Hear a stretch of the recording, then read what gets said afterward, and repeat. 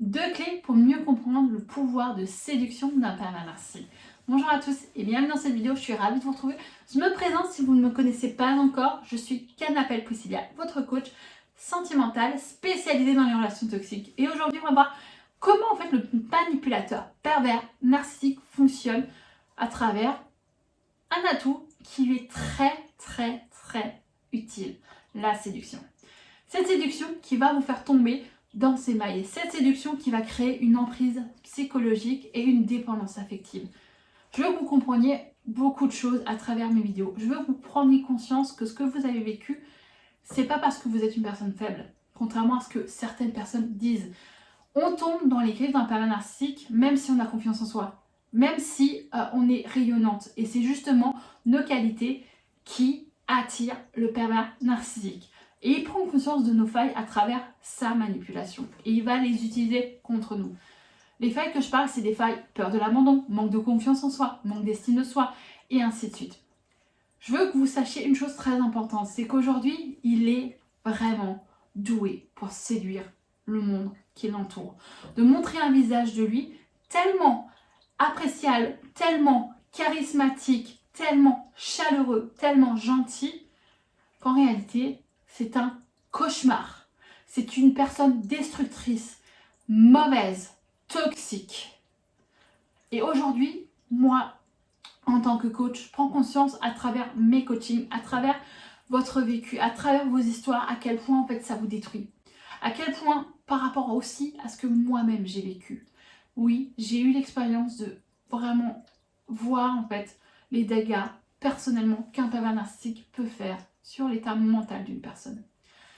Quand on n'a pas confiance en soi, quand on rencontre une personne en fait, même si on a confiance en soi, si on est bien dans nos baskets, elle va utiliser nos peurs, des failles, des traumatismes liés à l'enfance comme la peur de l'abandon, la peur du rejet, le manque de confiance en soi, des fois on peut avoir un manque d'estime de soi ou des complexes, et bien il va les accentuer avec des attitudes. Mais ça, j'en parlerai dans une autre vidéo. Aujourd'hui, on parle de sa façon de séduire les personnes. Quand vous allez le rencontrer, il va paraître vraiment le ou la partenaire idéal. Et je tiens à le préciser, parce que j'ai eu beaucoup de commentaires en me disant « Oui, mais il est pervers narcissique, c'est pas que des hommes, il y a des femmes aussi. » Oui, je suis tout à fait d'accord avec vous, messieurs. Les femmes peuvent être aussi des pervers narcissiques, et autant que les hommes. Bien entendu, il y a plus d'hommes pervers narcissiques que de femmes. Mais aujourd'hui, la personne type pervers narcissique est une personne très douée dans la séduction. Quand vous allez la rencontrer, c'est une personne qui aura donné l'apparence, et je précise l'apparence d'une personne qui a confiance en elle, qui s'aime, qui vraiment en fait développe un certain charisme, une certaine gentillesse. Vraiment une personne où vous dites ça y est, j'ai trouvé la bonne personne, parce qu'elle va copier vos envies, vos valeurs, vos envies, vos besoins, tout en fait. Elle va correspondre à tout ce que vous n'avez jamais cherché, parce qu'elle va en fait vous séduire. À travers la séduction, elle utilise des micro-manipulations pour voir en fait quels sont vos besoins, quelles sont vos failles, quelles sont vos valeurs. Et elle va dire oui, moi je pense que c'est important, je suis d'accord avec toi. Et alors en fait, ce qui va créer au fil du temps, quand vous allez rentrer en relation avec elle, un amour fusionnel. Au point où vous allez vous dire ok, j'ai jamais ressenti ça. C'est un amour puissant, c'est un amour où je me dis waouh, c'est exceptionnel ce que je ressens là. Ça me scotche au plancher. Oui, je peux pas le dire autrement. C'est une sensation, en fait, on se dit, voilà, j'ai jamais ressenti autant d'amour de ma vie. Une personne ne m'a jamais apporté cet amour-là. Et on se retrouve face à cet amour drogué. Ça crée en fait une addiction émotionnelle, qu'on appelle la dépendance affective, à cet amour. Et petit à petit, il va commencer à utiliser la manipulation en vous rabaissant, en soufflant du chaud et du froid, en ayant des critiques sur le ton de la rigolade pour pouvoir en fait un petit peu vous déstabiliser, vous faire douter de vous. Et vous, vu que vous avez eu cet amour tellement puissant, tellement fusionnel, vous allez essayer de tout faire en fait pour lui apporter tout ce qu'il désire. Parce qu'au début de la relation, en fait, ce qui va se passer, il va correspondre, il va vous apporter tout ce que vous attendez, l'écoute, l'entraide, on va dire l'attention, la tendresse. Sexuellement, on n'en parle pas. En général, les pervers narcissiques, sexuellement, on prend vraiment beaucoup de plaisir, comme pas. Ça dépend vraiment de la situation. Et aujourd'hui, c'est vraiment prendre conscience que le pervers narcissique, quand il va en fait briller en société, c'est vraiment en fait pour pouvoir vraiment être vu. Il a besoin de reconnaissance, il a besoin d'exister. Il a besoin qu'on voit en fait en lui qu'il soit directement sur un piédestal. Et beaucoup de victimes ont vraiment tendance à se souvenir du début de relation, du love bombing, de la période lune de miel que vous avez vécu et vous raccrochez à ça. Et vous dites, si je change, si je lui apporte ce qu'il me demande, si je deviens la partenaire parfaite, bah, il va en fait me donner de nouveau cet amour. Non. Là, je suis là pour vous faire réaliser une chose. Non. Il ne changera pas, il ne vous redonnera pas l'amour, il ne deviendra pas gentil. C'est niet. Il va en fait vous détruire au fil du temps. Il vous vampirise votre énergie jusqu'à ce que vous ne puissiez plus vous battre, jusqu'à ce que vous vous retrouviez seul. Et aujourd'hui, à travers mes coachings, j'ai compris une chose importante, c'est que beaucoup de mes coachings et de mes coachés, elles ont une chose en commun, la culpabilité. Elles s'en veulent vraiment d'avoir accepté des choses inacceptables. Et aujourd'hui, à travers mes accompagnements, j'ai compris une chose, c'est que vous devez reprendre confiance en vous. Ma philosophie, c'est pas parce que vous avez vécu une relation toxique une fois ou plusieurs fois, ou des schémas à répétition, que vous ne pouvez pas en sortir. Certes, de manière inconsciente, notre cerveau nous pousse vers ce qu'on a l'habitude d'avoir. Mais si on prend conscience qu'il y a quelque chose qui déglingue, quelque chose qui ne va pas, quelque chose qu'on répète, eh bien on peut le modifier. Et on peut changer pour pouvoir s'épanouir déjà en tant que personne. Beaucoup de personnes, par rapport à leurs fausses croyances, et c'est une croyance militante générale, on pense que notre bonheur vient des autres. On pense que si notre partenaire, si notre famille, si nos enfants, que notre bonheur en fait vient des personnes qui nous entourent. Non. Moi aujourd'hui, j'ai été comme vous. J'ai vécu des relations toxiques avec un papa narcissique, j'ai vécu des relations toxiques liées à une dépendance affective. Je peux vous dire une chose, la plus grosse erreur de ma vie, ça a été de penser que mon bonheur venait de l'extérieur. Ma plus grosse erreur, c'est d'avoir accepté des choses inacceptables. Ma plus grosse erreur, c'est d'avoir tout simplement eu peur d'être abandonnée. Et de ne pas avoir compris qu'il y avait quelque chose qui ne fonctionnait pas. Vous ne pouvez pas continuer à avoir peur de ne pas être aimé. Vous ne pouvez pas continuer à vivre dans un schéma à répétition où vous vous sentez pas vous-même. J'ai vraiment envie de vous apporter quelque chose d'important. Ma philosophie, c'est de vous permettre d'être vous-même, d'être des personnes épanouies, d'être des personnes qui soient heureuses dans leur vie et heureuses, vraiment. Vous êtes la propre source de votre bonheur et personne d'autre. Parce qu'aujourd'hui, votre vie ne dépend pas de l'extérieur, elle dépend déjà de vous. Vous êtes des personnes fantastiques, vous avez vécu des trucs traumatisants, vous souffrez. Mais si vous vivez dans le passé, si vous continuez à vivre dans vos peurs, on ne va pas avancer, on ne va pas être heureux. Vous allez continuer à souffrir, à vous dire « j'ai vécu ça, je ne peux pas avancer, on va de nouveau me faire du mal ».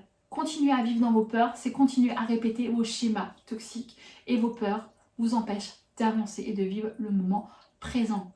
Vous devez être votre propre source d'inspiration. Vous êtes des personnes fantastiques et je ne le dis pas parce que j'ai envie de le dire, je le dis parce que je le pense. Je suis quelqu'un d'extrêmement honnête, d'extrêmement franc.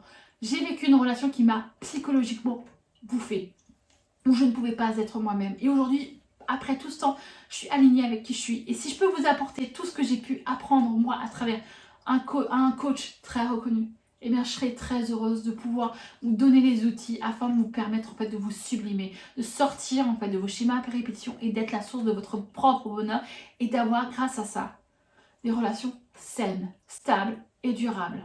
Et de sortir définitivement de vos schémas toxiques. C'est ça ma philosophie, vous permettre de vous sublimer et de devenir une meilleure version de vous-même qui vous apportera le partenaire que vous méritez. Et si vous voulez un accompagnement, allez remplir le diagnostic ou bien allez directement sur mon site internet.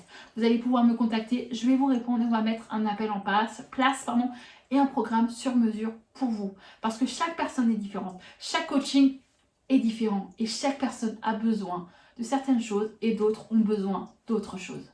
Et quant à vous, vous avez le droit d'exister, vous avez le devoir d'être vous-même et c'est ce que je veux vous apporter. Voilà pour cette petite parenthèse. Je voulais aussi vous dire une chose qui est très importante. Le mode de séduction d'un papa narcissique est une personne qui va en fait vous isoler au fil du temps de vos amis, de vos familles, pour avoir un meilleur contrôle sur vous. Aujourd'hui, quand un pervers narcissique vous dit j'aime pas ta famille me décèle, je ne veux plus que tu la vois, je ne veux plus que tu vois cette personne, eh bien c'est tout simplement parce qu'elle a peur de perdre l'ascendant sur vous, donc le contrôle. Donc aujourd'hui, le pervers narcissique est une personne qui s'est construite de manière défectueuse, de manière malsaine, sadique, parce qu'elle adore vous voir souffrir.